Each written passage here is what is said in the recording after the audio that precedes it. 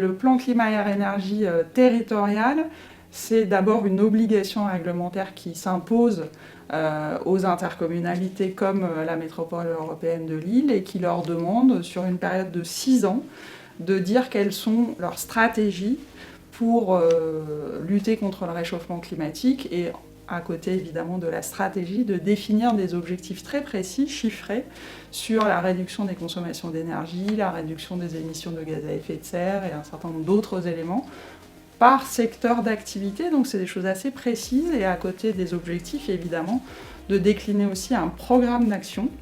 Donc la métropole européenne de Lille a adopté son PCAET le 19 février dernier, et au-delà de la question réglementaire, c'est surtout pour nous un outil politique essentiel dans cette lutte contre le réchauffement climatique et dans la manière dont la métropole européenne de Lille veut adresser cette question de l'urgence climatique qu'évidemment nous reconnaissons comme beaucoup de gens aujourd'hui.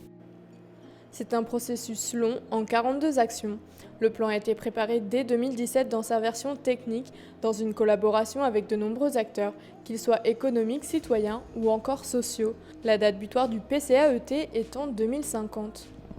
2050, c'est en fait une date communément admise, c'est celle que s'est donnée la communauté internationale comme deadline, comme date limite d'atteinte de la neutralité carbone, donc l'idée de se débarrasser définitivement des énergies fossiles, d'avoir un monde et une société décarbonée. Donc ça n'est pas 2050 une date propre à la MEL, c'est celle que se sont choisies la communauté internationale, l'Europe, la France aussi s'est dotée d'une stratégie bas carbone jusqu'en 2050 et donc comme beaucoup, nous nous inscrivions dans cet objectif d'une neutralité carbone en 2050.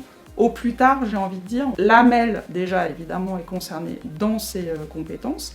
Et donc elle prend un certain nombre de mesures, par exemple, pour accompagner la rénovation des bâtiments, disons, privés ou administratifs, mais aussi des bâtiments, des logements des particuliers. C'est ça l'enjeu principal. Donc notre objectif, c'est par exemple de rénover 8200 logements par an pour qu'ils ne contribuent plus ou le moins possible aux émissions de gaz à effet de serre, avec un accompagnement financier et technique par la MEL.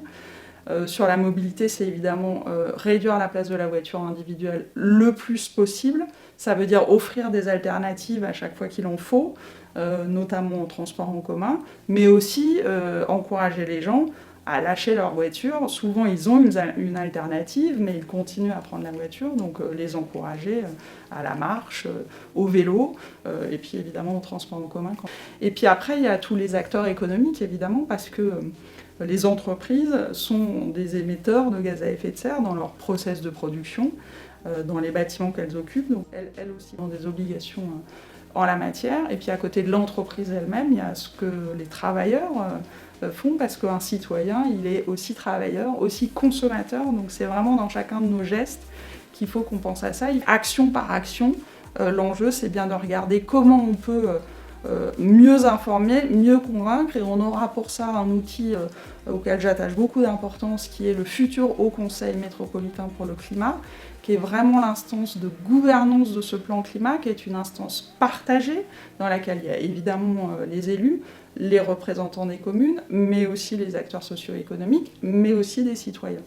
Et donc c'est dans ce Haut Conseil métropolitain pour le climat qu'on rendra compte d'abord de l'évolution de chacune des 42 actions qu'on a prévues, avec des indicateurs très concrets, le nombre de logements rénovés, les émissions de gaz à effet de serre quand on peut les mesurer, qui ont diminué, le nombre de voitures en moins à tel ou tel endroit, enfin voilà, on a défini des indicateurs. Donc c'est vraiment cette instance-là dans laquelle on veut partager l'avancée du plan climat et partager du coup aussi les mesures correctives quand il faut en prendre, si on voit que certains sujets ça marche pas comme on le pensait, qu'on se demande si c'est parce qu'on n'a pas insuffisamment informé ou pas informé de la bonne manière, voilà, pas développer tous les outils qu'on aurait pu développer. Donc, l'enjeu, c'est de regarder si à chaque fois ce budget et ses moyens sont à la hauteur des ambitions.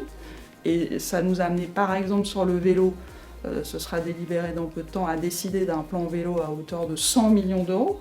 Donc on sait qu'il y a des sujets sur lesquels on va devoir augmenter les moyens mis à disposition. Sur l'habitat, quand on dit qu'on veut rénover 8200 logements et qu'on va accompagner les propriétaires les plus modestes, on sait que ça coûte de l'argent. Donc c'est un budget vraiment global. Ce qu'il faut à vrai dire regarder, c'est le budget de la métropole en général Et c'est maintenant assez facile parce que nous sommes une des rares collectivités à avoir d'ores et déjà expérimenté ce qu'on appelle le budget climatique. Et donc en février dernier, en même temps qu'on a voté le plan climat, on a présenté notre budget et on a présenté ce que chacune des dépenses a comme impact sur le climat.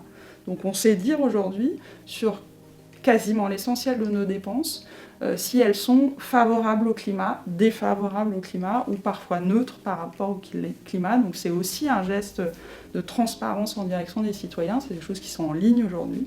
Donc tout habitant de la métropole européenne de Lille peut regarder le lien entre l'argent qu'on dépense et l'action qu'on mène pour le climat.